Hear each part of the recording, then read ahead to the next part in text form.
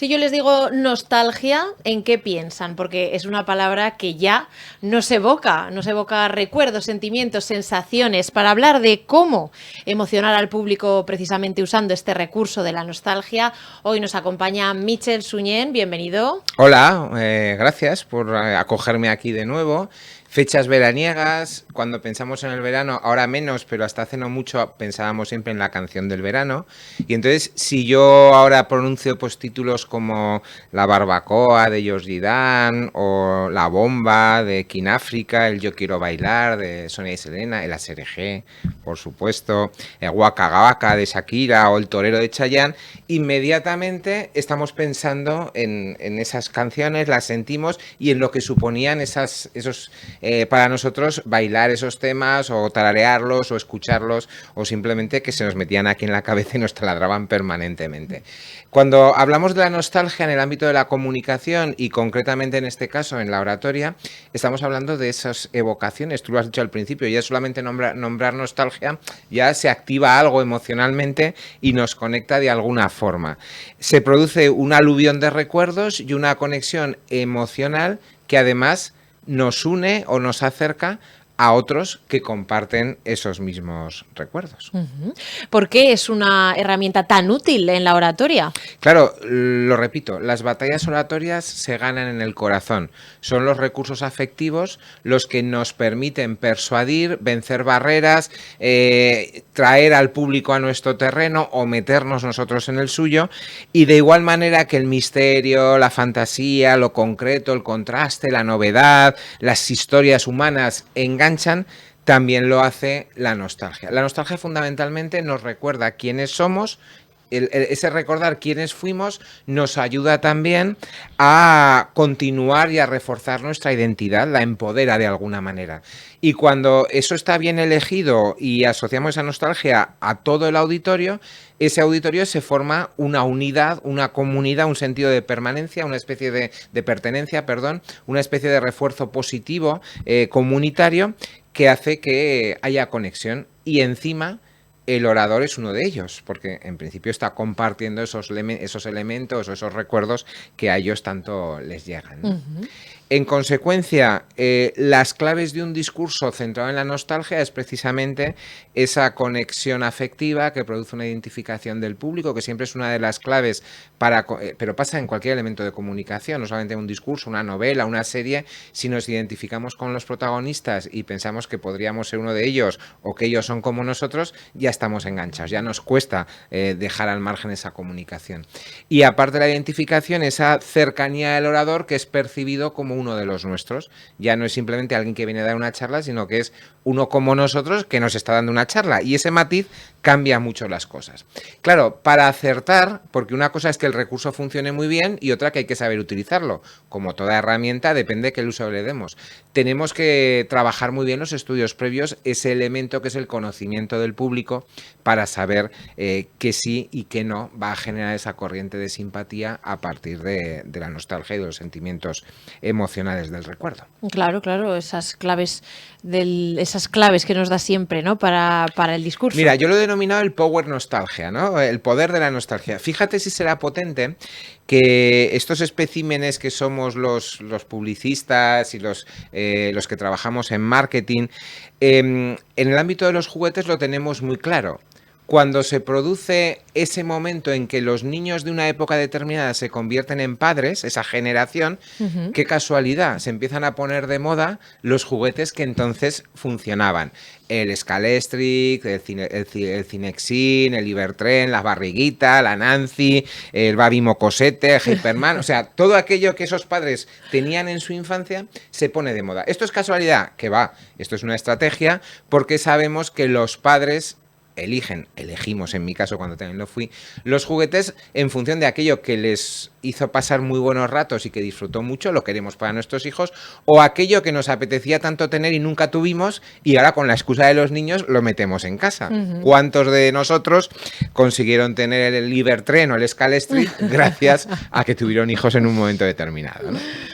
Bueno, para apelar a esa nostalgia como herramienta, ¿qué recursos tenemos? Mira, fundamental, esto es muy importante y muy útil siempre en la oratoria moderna, y en la clásica las historias personales, las experiencias personales, cuando yo cuento algo que viví y si esto es en el pasado, inmediatamente lo quiera o no, ya estoy conectando con la nostalgia de aquellos coetáneos míos o que vivieron en ese mismo lugar y en ese sentido pues muestra una apertura del orador, un tono de confidencia que el otro recibe muy bien.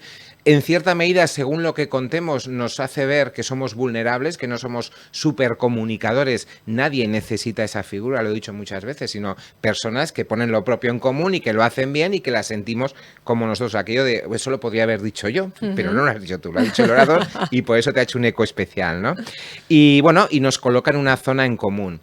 También es importante explotar la nostalgia desde diferentes variantes sensoriales, no solo lo visual, sino estamos hablando del recuerdo de los aromas, lo hemos hablado en alguna ocasión, de los sonidos, con las canciones del verano que hablábamos, todo lo que llega a través de diferentes sentidos, aromas, sabores, táctiles, cinestesia, provoca un eco mucho más profundo y un recuerdo más vívido en las personas a los que nos dirigimos, por lo tanto genera más proximidad y más confianza. Podemos apelar a todo aquello que se nos ocurra. Hemos hablado de los juguetes, pero podríamos hablar de películas, de series, de éxitos deportivos. El GoldenEye, lo hablamos y nos pone la piel de gallina todavía a los zaragocistas, sobre todo a los que lo vivimos, ¿no? Pero dentro de unos años, estas generaciones más jóvenes que han vivido la Eurocopa que acaba de ganar España, pues cuando se hable de esto dentro de 15 o 20 años, pues recordarán dónde vieron el partido, dónde pasaron la celebración y todo aquello que sintieron en aquel momento. Pero también elementos tecnológicos. Los muy viejunos, como es mi caso, pues oímos hablar de las cabinas telefónicas y decimos, pues yo llamaba desde ahí. Y los jóvenes dicen, ¿pero qué me estás hablando? Si eso es una marcianada absoluta, ¿no? O el Spectrum, o el Motorola, estas cosas, tú estás poniendo caras, no sé si te está viendo el espectador, pero realmente es que forman parte de nuestra vida y son absolutamente lejanas para las nuevas generaciones, pero nos unen, ¿no? Como cuando hablamos de la EGB, ha habido libros y ha habido formatos de comunicación que han triunfado porque hay una gran generación de personas que seguimos vivas y que ahora, pues evidentemente la EGB no existe, pero aquello nos une, ¿no? También los juegos. ¿Quién no ha jugado al churrobá de pequeño o a determinadas modalidades de la comba dependiendo de los años o de las décadas en las que te has desarrollado? Los estilismos y las prendas de vestir. Decir hombreras es decir años 80. O el pelo cepillo o bueno, todas estas cosas, los pantalones campana ya de los años 70. Es decir, esos elementos como que definen mucho lo que fuimos y lo que hemos llegado a ser a partir de esos elementos. También pues elementos de alimentación o bebidas, la pitusa, la bebida de la pitusa, tú no la conoces, no. Pero la mirinda, el tang, que era un refresco de naranja de los polvos que se echaban al agua. Que yo creo que lo tengo idealizado, porque me parece que era malísimo, pero en aquel entonces tampoco había muchas más opciones, ¿no? Las chucherías como el chicle chain, el Bang, los caramelos Sel de cola con picantito, los discos de vinilo, los cómics, los carteles publicitarios, es decir, hay todo un universo de elementos que tú los nombras, tú los haces ver o los incorporas a tu discurso e inmediatamente esa conexión emocional se pone muy en boga.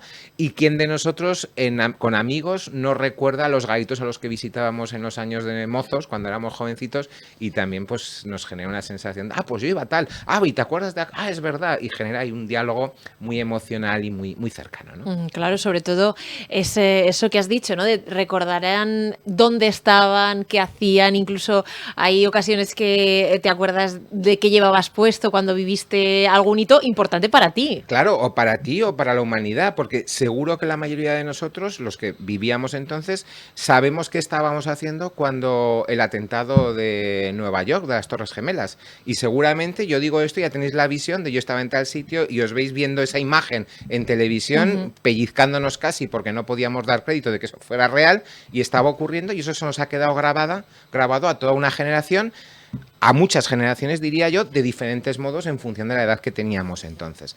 Para potenciar la nostalgia, también los recursos retóricos, todo aquello que llega a la emoción, la repetición, las analogías, las metáforas, los subgéneros oratorios, las aliteraciones, te van a ayudar a potenciar ese mensaje emocional. Y también es importante, ya que estamos trabajando en esta línea, impulsar bucles de realimentación. Pregúntale al público, yo estaba aquí, ¿qué hacíais vosotros? Preguntas directas o mejor, indirectas, y ellos mismos, a través de esos interrogantes, ya van a pensar y a ubicarse en aquellos lugares, o probando esos productos, o disfrutando de aquellos lugares comunes del pasado. ¿Tú eres de los que piensa que cualquier tiempo pasado fue mejor? En realidad no. La clave está en el cualquier. Hay tiempos pasados que fueron mejores, ¿no? Momentos puntuales. Pero en realidad, pues claro, la memoria es selectiva y tendemos a recordar siempre lo bueno. Lo malo, ¿para qué nos lo vamos a guardar? Bastante tenemos en el presente, ¿no? Pero sí que es verdad que todos, la mayoría, lo recordamos con mucho cariño, que nos gusta rememorarlo, que todos disfrutamos cuando vamos a ese lugar del pasado, y que en realidad la nostalgia bien aplicada comunica y mucho, abre corazones, te permite llegar desde el corazón al corazón y nos une, con lo cual, ¿qué más queremos cuando buscamos un recurso oratorio o una herramienta para poner lo propio en común con la máxima eficacia? Es un buen recurso. Un buen recurso. ¿En qué tipo de situaciones lo podemos utilizar? Pues en cualquier momento. Mira, tú vas a dar una charla a un grupo de estudiantes adolescentes en un instituto X, y dices, bueno, es que yo, tú o yo, ¿no? Tenemos 40, 50 años, dices, somos generaciones diferentes, pero si tú te vas a la nostalgia de tu época juvenil, de cómo eran esos juegos, esos grupos musicales, ya estás tendiendo unos puentes con una generación totalmente distinta a la tuya, y ya no te cuento si hablamos de éxitos deportivos o este tipo de cosas, ¿no? O elementos musicales. Por supuesto, en públicos de tu generación, en públicos de una zona geográfica a la tuya, tú simplemente el hecho de recordar momentos que viviste en esa ciudad en otra época ya te conecta con esa. Es decir, bueno, hay que ser creativos. Como todo recurso, es un medio para el fin, no es un fin en sí mismo. Hay que administrarlo bien, no hay que abusar, pero lo podemos utilizar prácticamente en cualquier discurso si somos creativos y se encaja con nuestra realidad personal. Es verdad que en cuanto en una conversación surge algo del pasado, y si estás también fuera de tu lugar habitual, como has dicho tú, la gente de los mismos lugares geográficos, estoy pensando en españoles en el extranjero, o incluso ya si son de la misma generación, ni te cuento, ¿no? ¿Cómo se crean esos recuerdos comunes? Y es que además hay esto es opinión, no hay un estudio, pero hay un índice de participación mucho mayor.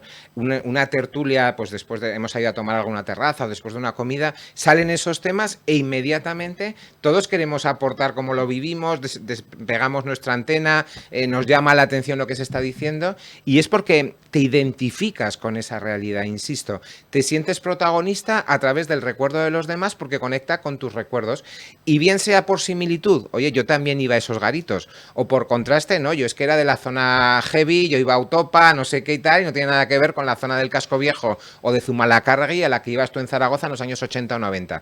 Eso ya, el contraste incluso también une a través de la nostalgia, porque independientemente de que íbamos a zonas diferentes, estamos unidos por aquella época de salir de marcha en Zaragoza en los 80, en los 90, en los 2000 o cuando cada uno quiera. Bueno, me encanta esta herramienta de oratoria que nos has traído hoy, cómo emocionar al público con la nostalgia, porque es realmente evocador. Lo decíamos al principio, la propia palabra ya nos traslada a otro tiempo que en ocasiones, como decías, recordamos mejor. Y en este sentido hemos perdido algo, que ya no hay canciones del verano, porque ahora como los títulos duran unas semanitas y sale otro nuevo, ya no hay, así que esa nostalgia musical tendrá que ser de otra manera. Quizás alguien dentro de unos siglos, unas décadas, recuerde el reggaetón. Espero que no, pero bueno, ojalá haya desaparecido, sería una buena señal.